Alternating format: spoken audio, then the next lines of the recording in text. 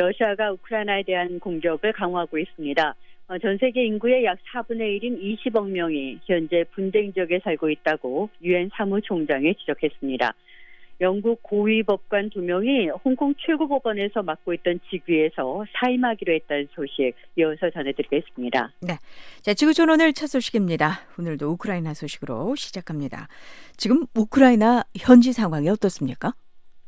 네, 러시아가 우크라이나 수도 키이우 외곽과 북부 도시 체르니히우를 비롯해서 우크라이나 전역에 공격하고 있습니다.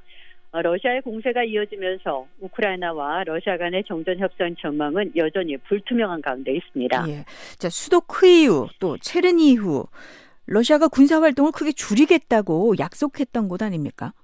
네, 그렇습니다. 러시아는 지난 29일 우크라이나와 터키에서 가진 5차 평화 협상을 마친 후에 수도 키이우 그리고 체르니히우 지역에 대한 군사 활동을 크게 줄이겠다고 발표했는데요. 하지만 발표가 나온 바로 직후부터 30일에도 러시아군의 폭격과 공습은 계속됐다고 우크라이나 관리들이 말했습니다. 영국 국방부는 러시아군이 체르니히우 주변에 폭격과 미사일 공격을 단행했다고 확인했습니다. 네, 자, 러시아군이 병력을 좀 이동하는 것은 확인이 됐습니까? 네, 30일 미국 국방부에 따르면 지난 24시간 동안에 소수의 병력이 키이우에서 철수했는데요. 하지만 이들이 본대로 귀환한 게 아니라 북쪽으로 이동 중이라고 존 커비 국방부 대변인이 밝혔습니다. 영국 국방부도 31일 여전히 대규모 병력은 키이우 동쪽 그리고 서쪽 방면에 주둔 중이고 며칠 안에 치열한 교전이 벌어질 걸로 예상된다고 밝혔습니다. 네, 자, 예초부터 미국과 국제사회에서는 러시아 발표에 의구심을 제기하는 목소리도 있었죠. 네, 그렇습니다. 미국과 영국 등 서방 국가들은 말보다 행동이 중요하다면서 러시아의 발표에 회의적인 시선을 보냈습니다. 존 바이든 미국 대통령은 지난 29일 러시아의 발표 후에 러시아가 행동으로 이행하는지 지켜보자면서 신중한 반응을 보였습니다. 네, 자, 우크라이나는 자신들의 요구사항을 문서로 전달하는 것으로 알려져 있는데요. 어떻게 이에 대한 러시아의 입장은 나왔습니까? 네, 드미트리 페스코프 크렘린궁 대변인은 30일 언론 브리핑에서 우크라이나가 입장을 문서화해서 전달한 건 긍정적이라고 말했는데요. 하지만 러시아가 그 문서에서 최종 합의를 끌어낼 만한 어떠한 약속도 볼 수 없었다면서 부정적인 반응을 보였습니다. 네, 자, 우크라이나가 그 문서에 어떤 내용을 담았습니까? 네, 우크라이나의 발표에 따르면 우크라이나는 중립국 지위를 채택하고 북대서양 조약기구 나토나 다른 군사 동맹체에 가입하지 않는 대신에 서방 국가들로부터 우크라이나의 안보 보장을 받는 걸 제안했습니다. 또 크림반도 같은 문제는 별도 조항으로 양국이 15년 동안 양자 회담을 통해 협의한다는 입장을 담은 걸로 전해졌습니다. 네, 자, 지금 우크라이나의 다른 지역 상황은 어떻습니까? 네, 러시아군의 포위가 30일 넘게 계속되고 있는 남부 마리우폴은 거의 함락 직전으로 러시아는 도시의 90% 이상을 장악했다고 주장하고 있습니다. 우크라이나 정부는 러시아군이 30일 적십자 건물도 공격했다고 밝혔는데요. 우크라이나 의회의 류드밀라 데니소바 인권감독관은 30일 이 공격으로 인도주의적 구호품을 보관하고 있던 적십자 건물이 일부 파괴됐다고 밝혔습니다. 예, 지금 마리우폴에는 여전히 많은 사람들이 대피를 하지 못하고 있다면서요. 네, 마리우폴은 한때 인구 40만 명의 대도시였는데요. 마리우폴 시장에 따르면 여전히 16만 명이 지금 마리우폴을 떠나지 못하고 있다고 합니다. 우크라이나 관리들은 러시아군의 공격으로 마리우폴에서는 지금까지 민간인 5천 명이 목숨을 잃었다고 말하고 있는데요. 따로 확인된 수치는 아닙니다. 한편 러시아는 31일 마리우폴에 인도주의적 통로를 다시 개통하겠다고 약속했는데요. 우크라이나 정부는 러시아가 앞서 일부 주민들을 강제로 러시아 쪽으로 보냈다고 비난하고 있습니다. 네, 자, 우크라이나 대통령은 이런 상황을 어떻게 대응하고 있습니까?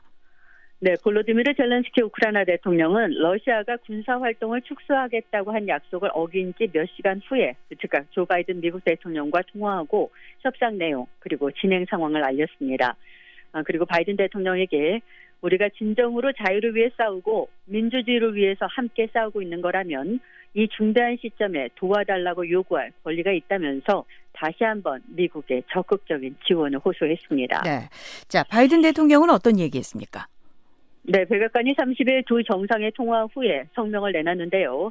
백악관은 두 지도자가 우크라이나의 안보 지원 요청을 이행하기 위한 미국의 노력, 또 무기의 파급력, 미국과 동맹국들이 우크라이나의 방어를 위해서 가능한 추가 지원을 식별하기 위해서 펼치고 있는 지속적인 노력에 대해서 논의했다고 밝혔습니다.